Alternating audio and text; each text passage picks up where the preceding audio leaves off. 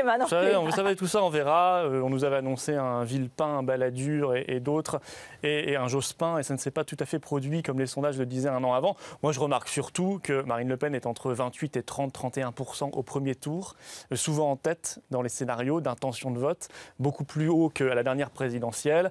Ça ne cesse de progresser, et que même dans les seconds tours, il y a des progressions, ce qui prouve qu'elle rassemble davantage, et on va continuer là. Elle continue à rencontrer les Français, à construire son projet présidentiel. Les autres vont se diviser, vont se quereller dans les primaires ou dans les qui portent leur nom ou qui ne portent pas leur nom à gauche entre Macron, Valls et Hollande. Nous travaillons, nous avons un leader, nous avons une candidate et je suis persuadé que suite à la campagne présidentielle, elle sera en mesure de rassembler une majorité de Français, bien sûr. Dans le sondage est là pour BFM TV, 64% des Français la jugent inquiétante et elle a des qualités personnelles qu'on voit, dynamique, courageuse. En revanche, 35% la trouvent honnête et 34% seulement estime qu'elle a la stature d'un président de la République. Est-ce que, dans le fond, il n'y a pas un plafond de verre que vous ne dépassez pas ?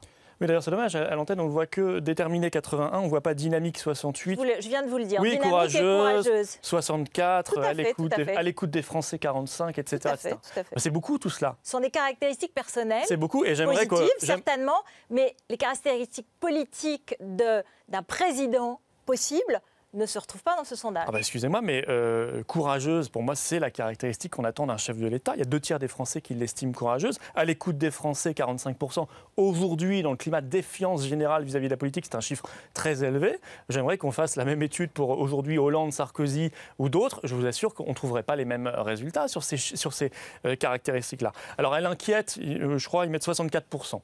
Oui, ça, on sort de dizaines d'années de diabolisation. On a essayé de faire croire aux Français que Marine Le Pen, c'était un diable, qu'il fallait en avoir peur, que ça allait être l'apocalypse, l'invasion des sauterelles si jamais le Front National arrivait au pouvoir. On a fait le même coup dans nos villes, d'ailleurs. Souvenez-vous, en 2014, au municipal. Si jamais le Front remportait Nain, Beaumont ou Fréjus, ce sera la catastrophe. C'est pas ce qui s'est produit. Le meilleur exemple, moi, j'ai envie de dire aux Français, vous savez, comprenez qu'il y a un système, notamment un système financier oligarchique qui défend ses postes, sa place, sa position. Il va donc diaboliser l'adversaire, le seul vrai adversaire cohérent et puissant. Et donc, il va essayer de vous faire peur.